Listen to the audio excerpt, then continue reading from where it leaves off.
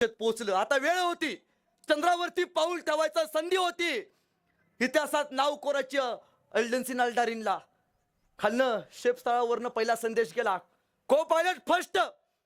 अल्डारिन समोर जाईना, थांबला. त्याला वाटलं चंद्रावरती पाऊल ठेवला आणि गुरुत्वाकर्षण आपल्याला खेचून घेतलं तर जीव गेला तर. परत आलं, अल्डारिन फर्स्ट, को पायलट फर्स्ट.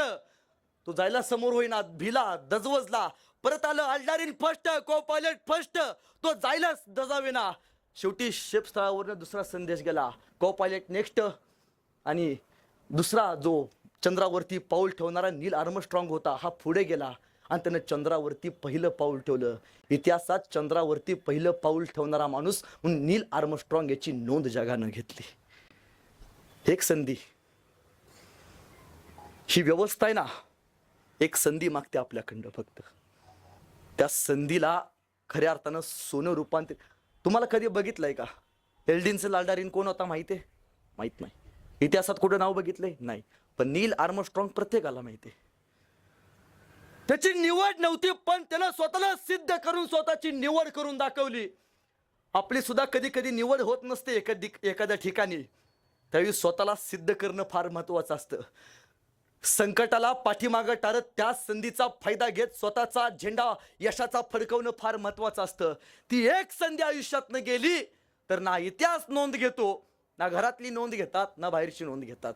एका संधीचं सोनं करता आलं पाहिजे, फक्त एका संधीचं. पण हे सगळं करत असताना, सगळं पाहत असताना दोन गोष्टी आयुष्यात लक्षात ठेवा,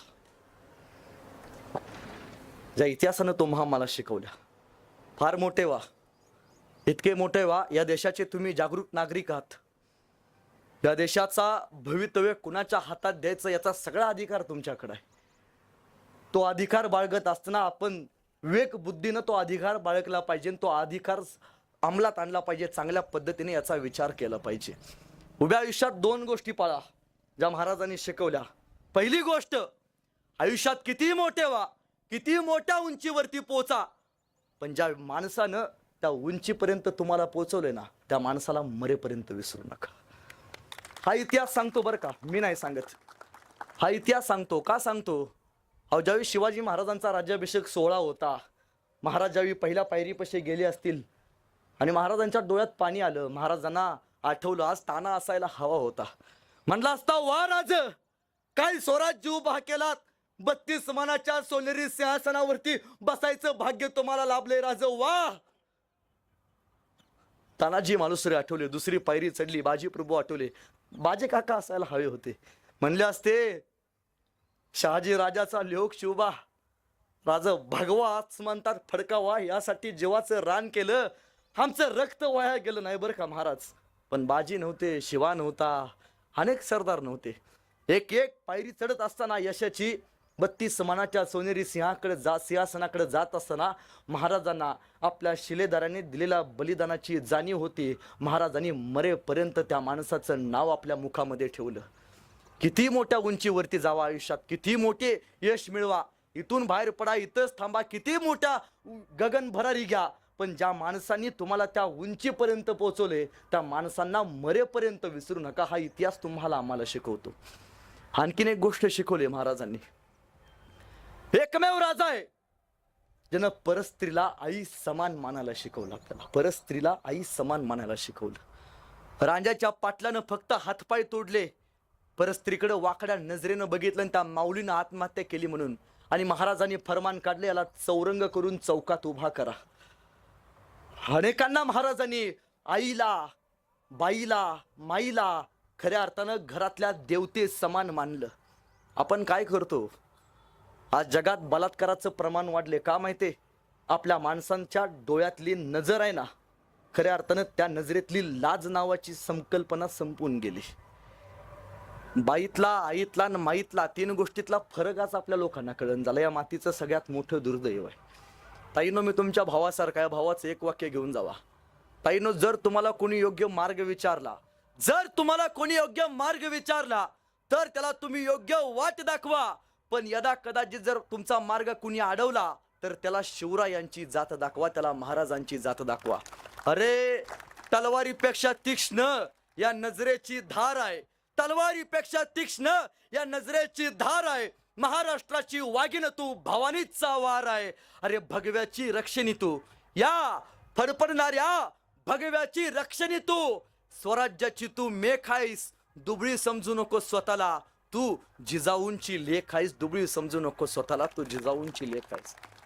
त्यांनी म्हणणार आल्यापासून बायकांच्याच बाजूने बोलायला, ह्याने याला पाकडी बिकडी जास्त दिली काय. एके ठिकाणी कार्यक्रमाला होतो, कार्यक्रम संपल्यानंतर एक पोरग माझ्या पैशाला मला म्हणला, दादा तू नेहमी सांगतोस स्त्रियांनी पुरुषांसाठी हे केलं, स्त्रियांनी पुरुषांसाठी ते केलं, एका वाक्यात पटवून सांग म्हणला स्त्रियांनी पुरुषांसाठी काय केलं. घरात गेला विचारतात का नाही, सांग तू माझ्यासाठी काय केलंस. ऐका, स्त्रियांनी पुरुषांसाठी काय केलं. दादानो हात तिचे आहेत, हात तिचे आहेत, पण बांगड्या मात्र दादानो आजही आपल्या नावाचे आहेत. कपाळ तिचा आहे, कुंकू मात्र दादानो आजही आपल्या नावाचा आहे. पाय तिचा आहे, पैंजण मात्र दादानो आजही आपल्या नावाचा आहे. गळा तिचा आहे, मंगळसूत्र दादानो आजही आपल्या नावाचा आहे. रक्त तिचं आहे, दूधही तिचंच आहे, पण पोरग मात्र दादानो आजही आपल्या नावाचं ना. यापेक्षा स्त्रीनं आणखी काय करावं, यापेक्षा स्त्रीनं आणखी काय करावं. मग कोणी म्हणतं माझ्या पोटी शिवाजी राजा जन्माला यावा, कोणी म्हणतं मला संभाजी व्हायचं आहे, कोणी म्हणतं मला राजाराम महाराज व्हायचं आहे. तर त्याने एक वाक्य नेहमी लक्षात ठेवा, ज्याला बाईतली ताई काली तो मुक्ताईचा ज्ञाना झाला. ज्याला बाईतली मैत्रीण काली तो राधेचा श्याम झाला. ज्याला बाईतली पत्नी काली तो सीतेचा राम झाला. आणि ज्याला बाईतली आई काली ना तो जिजाऊचा शिवबा झाला, तो जिजाऊचा शिवबा झाला. ही गोष्ट आपण कायम जीवन जगत असताना ही नीतिमूल्य आपण जपली पाहिजेत. आणि दुसरी गोष्ट शिकवली महाराजांनी, आयुष्यात किती यशाच्या उंचीवरती पोहोचला ना, ती गोष्ट मरेपर्यंत पाळा. ती गोष्ट आयुष्यात आली तर आयुष्याचं जगणं ही स्मशानभूमी होऊन जाते. ते म्हणजे आयुष्यात व्यसन करू नका. सुपारीच्या खांडाचं सुद्धा व्यसन नव्हतं महाराजांना, सुपारीच्या खांडाचं. पण छत्रपती शिवाजी महाराज की जय म्हणणाऱ्यातली 30% लोक तर व्यसन करत असतील. कानावर की पडले की जय. पोरांनो मला एक सांगा, व्यसन आणि फॅशन करून तुम्हाला मिळतं तरी काय. व्यसन आणि फॅशन करून तुम्हाला मिळतं तरी काय. चुकीच्या गोष्टीमध्ये स्वतःचा घालू नका पाय. जर तुम्हाला योग्य वागता आलं तर तुम्हीच्या देशाचे ज्ञानोबा राय, तुकोबा राय आणि छत्रपती शिवराय, छत्रपती शिवराय. फक्त इथं बसून टाळ्या वाजवायच्या आणि घरात गेलो तंबाखू म्हणायचं असलं काय करायचं नाही. बाप अख्ख्या घरात सुविचार लिहून ठेवतो, व्यसन करू नये. आज संध्याकाळ झाली बापच पोरला सांगतो, जा जरा चुलीवरून सिगरेट पेटवून आण. बरं ते बेना असे ते जलू काय ऑलिम्पिकची ज्योत घेऊन आलं या. मी एके ठिकाणी कार्यक्रमला होते, पोरग माझ्या पैशाला मला म्हणला, दादा तू नेहमी सांगतोस दारू बाद असते, एका वाक्यात पटवून सांग मला दारू बाद असते. मी आजपासून सोडली. म्हणलं एक काम करायचं, 2 काचेचे ग्लास आण. बेनानं लगेच आणले. ताईनो मी एका ग्लासमध्ये दारू टाकली, एका ग्लासमध्ये पाणी टाकलं आणि दोन्ही ग्लासमध्ये किड्या मुंग्या टाकल्या. ज्या ग्लासमध्ये दारू होती त्या ग्लासमधल्या किड्या मुंग्या मेल्या होत्या आणि ज्या ग्लासमध्ये पाणी होतं त्या ग्लासमधल्या किड्या मुंग्या जिवंत होत्या. म्हणलं बघ बाबा दारू एवढी बाद असते, दारू पेल्यामुळे किड्या मुंग्या मेल्या, आपण माणसं आहोत. मला म्हणला समजलं. म्हणलं एखादं तर बेनं सुधारलं. मी म्हणलं तुला काय समजलं. म्हणला दादा दारू पेनं हे किड्या मुंग्याचं काम नाही, म्हणला त्याला फक्त मर्दाचं काळीज लागतं. हात जोडलं त्याच्या पुढं. आमच्याकडे कोल्हापूरला आजीबा आहे बरं का, फार सुंदर म्हणते, शिवाजी महाराजांच्या काळातले मावळे कसे होते. सकाळी लवकर उठे, रणांगण सुटे, तलवार तुटे, पण माग नाही हटे. आताचे मावळे कसे आहेत, उशिरा उठे, दारूच्या अड्ड्यावर सुटे, बाटली फुटे, पण बेनं माग नाही हटे. व्यसन करू नका आणि परस्त्रीला आई मानायला शिका. या 2 गोष्टी ज्या दिवशी स्वतःच्या अंमलात आणाल त्या दिवशी बारामतीमध्ये एखादा तरी तानाजी बाजी यसाजी जन्माला आल्याशिवाय राहणार नाहीत. 2 गोष्टी पाहायला शिका आणि नावं जरा चांगली घ्यायला शिकवा. आपण एकमेकांच्या आई वडिलांवरून हाक मारतो. काय पिंट्या कसा आहेस, बापाचं नाव घेऊन. आपण लगी म्हणतो राहू दे रे, माझ्या बापाला काय कळतं. आपण काय म्हणतो, माझ्या बापाला काय कळतं. आपण सगळ्यात म्हणतो असतो माझा बाप येडा आहे, माझ्या बापाला काय कळतं, माझ्या बापाला काय कळतं.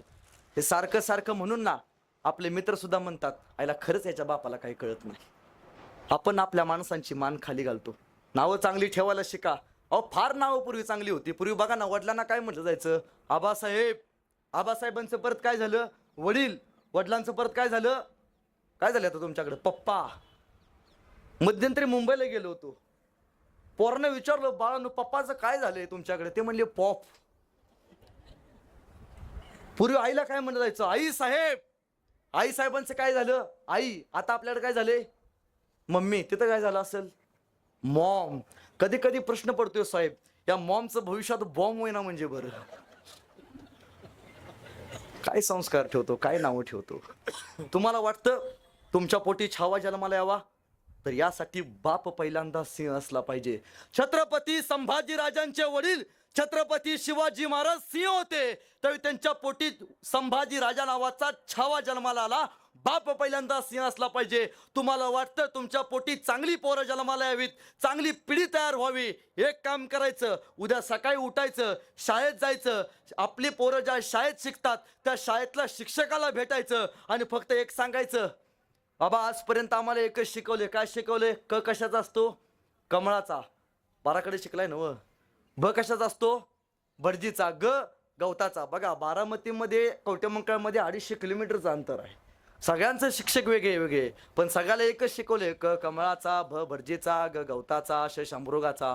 इथून पुढे शाळेत जायचं, शाळेतल्या आपल्या मुलांच्या गुरुला भेटायचं, शिक्षकाला एकच सांगायचं की बाबा आतापर्यंत माझ्या पोराला हे शिकवले, क कमळाचा, भ भटजीचा, ग गवताचा, श शंभृगाचा. इथून पुढे माझ्या पोरांना हे शिकू नको. इथून पुढे माझ्या पोरांना फक्त हे शिकव, क कमळाचा नाही, क कर्मवीर भाऊराव पाटलांचा शिकव, ब भटजीचा नाही, ब भगतसिंगाचा शिकव, श शंभृगाचा नाही, श छत्रपती शिवाजी महाराजांचा शिकव. ज्या दिवशी ही संस्कारांची शिदोरी आपल्या शाळेतून तयार होणार आहे, त्या दिवशी आपली पिढी सुद्धा कर्तृत्ववान आणि कर्तव्य दक्ष असणारी तयार होणार आहे. सुरुवात स्वतःपासून तयार केली पाहिजे. बराच वेळ झालं बोलतोय, शेवटचे काही क्षण घेतो. आपण आयुष्यात फार जगलोय, अजून जगायचं आहे. तारुण्य परत येणार नाही. लहानपण पैसे मागून सुद्धा मिळणार नाही. लहानपण एकदा आयुष्यातनं निघून गेलं तर आपलं आता लहान होता येत नाही. ना बालवाडीत जाता येतं, ना आईचा डबा घेऊन शाळेत जाता येतं. ती संधी ईश्वर फक्त एकदालाच देतो. आता हे तारुण्य पण आहे ना, ही सुद्धा संधी ईश्वरानं फक्त एकदाच दिली.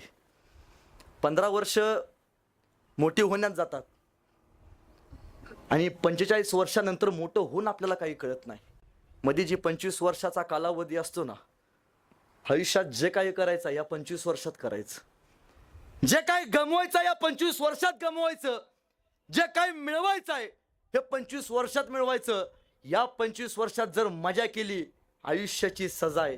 या 25 वर्षात लोकांचं ऋण माफ केलं पाहिजे. त्यानं राज्यात जी कोण लोक दिसतील प्रत्येकाचं ऋण माफ केलं, प्रत्येकाला पैसे दिले, प्रत्येकाला जन मदत केली राज्य उभं करण्यासाठी, प्रत्येकाचं ऋण माफ केलं. एक दिवशी तो आईपाशी गेला. आईला म्हणला, आई तू मला लहानाचं मोठं केलंस, मला तुझ्या ऋणातनं माफ व्हायचं आहे, मुक्त व्हायचं आहे. मला एक संधी दे ना तुझ्या ऋणातनं मुक्त व्हायला. काय करू सांग तुझ्यासाठी? तुझ्या ऋणातनं मुक्त व्हायचं आहे मला. आई म्हणाली, तुला माझ्या ऋणातनं मुक्त व्हायचं आहे? हा होय आई. बाळा ऋणातनं मुक्त व्हायचं आहे ना, आज सायंकाळी फक्त माझ्यासोबत आपण एकत्र झोपू, उद्या सकाळी तू ऋणातनं मुक्त होशील. ठीक आहे म्हणला. आईसोबत झोपायचं ठीक आहे. तो आईसोबत झोपला. रात्र झाली आणि 1 वाजता आई उठली. ए बाळा मला खोकला लागला, जरा पाणी देशील का? ऋणातनं मुक्त व्हायची संधी होती, आईनं दिली होती. उठून गेला, पाणी आणलं, आईला दिलं. आई पाणी पे ना. पाणी पेला, झोपला. 2 वाजता आई परत उठून उभा राहिली. ए बाळा अरे पाणी देशील का? अरे परत खोकला लागला रे मला. ऋणातनं मुक्त व्हायचं होतं, आईनं संधी दिली होती. पळत गेला, पाणी आणलं, आईला पाणी दिलं. आई पाणी पे. ऋणातनं मुक्त व्हायचं होतं, आईनं पाणी केली. परत झोपी गेला. 3:30 वाजता उठला आई आणि आई परत म्हणाली, ए बाळा अरे मला बाथरूमला जायचं रे, जरा धरशील का, मदत करशील का? आई काय ग तुझं? 3 वेळा रात्री उठवलीस, पाणी प्यायचं आहे, पाणी प्यायचं आहे म्हणून. आता शौचालयाला जायचं म्हणते, चल. आईला धरलं, सोडलं, शौचालय केलं. ती माघारी आणून परत 2घी जण झोपी गेले. 4 वाजता आई परत उठली. हे बाळा पाणी दे रे, तहान लागले. काय ग आई तुझी कटकट कटकट कटकट? सकाळ रात्री बसणं बघा लावले, पाणी दे पाणी दे पाणी दे. हे घे पाणी पे. पाणी दिलं, आईनं पाणी घेतलं, पाणी पिताना हातातनं ग्लास सांडला आणि गादीवरती पाणी सांडलं. काय गाई, तुला साधा ग्लास धरता येत नाही, बघ गादी माझी सगळी ओली केलीस, ओल्या गादीवरती आता मी झोपायचं का ग? आई म्हणली, बाळा आई होणं फार अवघड आहे बरं का, लहान होतास रे एवढा एवढा, रात्री उठायचास रडायचास, रात्री उठून तुला दूध पाजले रे. तेव्हा नाही म्हणाली मी मला त्रास होतोय म्हणून, रात्री हात जमकाना ओला करायचास, रात्री रात्रभर जागलोय तुझ्यासाठी.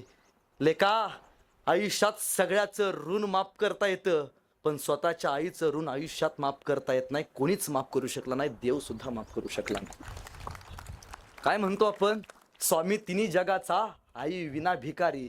ज्याच्या आयुष्यात आई आहे त्याच्या आयुष्याचा स्वर्ग आहे, ज्याच्या आयुष्यात आई नाही त्याच्या आयुष्याचा वाळवंट आहे. आई म्हणजे काय असते, आई म्हणजे काय असते, दुधावरची साय असते. आई म्हणजे काय असते, दुधावरची साय असते, लंगड्याचा पाय असते, वासराची गाय असते. आई असते जन्माची शिदोरी, जी सरतही नाही आणि उरतही नाही. आई खरंच काय असते, आई अनाथांची माय असते, अनेक लेकरांची आई आई असते. आई प्रत्येकाच्या आयुष्यात एकदा येते, बाप आयुष्यात एकदा मिळतो. आई वडील गेल्यानंतर आपण फार म्हणतो, माझा चुलता इकडं आमदार आहे, माझ्या भावाचं या बँकेत चालतं. तुमचे आईवडील जिवंत आहेत, तुम्ही जिवंत आहे तोपर्यंत तुमच्या आईवडिलांना तुम्हाला किंमत आहे. ज्या दिवशी आईवडील जातील, ना चुलता बघणार आहे ना चुलत भाऊ बघणार आहे. जे काय बघायचं ते स्वतःला बघावं लागणार आहे, जे काय उभं करायचं आहे स्वतःला उभं करावं लागणार आहे. पण त्यासाठी आपण आपल्या आईवडिलांना कधीच विसरता कामा नये. मी मध्यंतरी संगमनेरला गेलो होतो, आपल्या इथे एक तालुका आहे. कार्यक्रम संपल्यानंतर एक प्राध्यापक आले माझ्यापाशी, वयस्कर होते. म्हणलो, काय करता? सर मी प्राध्यापक आहे, रिटायर आहे, 1.5 लाख रुपये पेन्शन आहे. मी म्हणलो बरं आहे, म्हणलो निवांत आहे, शिक्षकांचं बरं असतं. म्हणजे कधी कधी वाईट वाटतं साहेब, आता कोण शिक्षक नाही इथं, माझेच वडील शिक्षक आहेत सोडा. सरकारनं पण कसं काढलं बघा की, अवघड कामं वायरमॅन 20,000 पगार, चिकटलं की विषय गोल माहिती असतं. एसटी ड्रायव्हर 10,000 पगार, ते रात्रभर जागतं. गुरु हा सर्वश्रेष्ठच आहे हो, 1.5 लाख 2 लाख तशी पेन्शन त्यांना होती, 1.5 लाख रुपये. मी एकदा विचारलं, बरं आहे म्हणलं तुमचं? ते म्हणले, सर मला 2 मुलं आहेत बरं का. म्हणलं मोठा पराक्रम आहे. बरं काय म्हणलो पुढे? सर माझी 2 मुलं बाहेरच्या देशात शिकतात बरं का. म्हणलो किती मोठा अभिमान आहे, तुमची 2 मुलं बाहेरच्या देशात शिकतात, तुम्ही मोठी मुलं उभा केली. म्हणलं सर 2 मुलं बाहेरच्या देशात शिकतात, माझी बायको मेली, मी वृद्धाश्रमात असतो म्हणले. म्हणलं असं का? सर माझ्या बायकोनं माझ्या मुलांना फार सांभाळलं, माझी 2 मुलं शिकली, 2 मुलं अमेरिकेत शिकायला गेली, तो माझा अभिमान आहे. पण सर ज्या दिवशी माझी बायको मेली त्या दिवशी मी माझ्या पोरांना पत्र पाठवलं की पोरांनो या, शेवटचं या आईला शेवटचं बघून घ्या, शेवटची संधी आईला बघायला. त्यातला एकच मुलगा आला, जो मोठा मुलगा होता तो आला, आईला बघितलं, थांबला. 2-3 दिवसांनं लगेच म्हणला मला जायचं आहे पप्पा, कंपनीत काम आहे. मी म्हणलो अरे थांब, आईला आत्ता मरून 3 दिवस झालेत, आत्ता माती झाले, पाहुणे भेटायला येतात, 10 दिवस तरी थांब. नाही म्हणला पप्पा हे पैसे घ्या, आईचं गोडधोड अख्ख्या गावात चांगलं घाला, पण मला आत्ता जाऊ द्या, मला आत्ता वेळ नाही. बापानं त्या पैशाच्या बंडलाला बघितलं आणि तो म्हणाला, बाबा लहान होतास रे, आईनं सकाळी 7ला एसटीला डबा करून दिला, आई कधी म्हणाली नाही डब्याचे पैसे मला दे.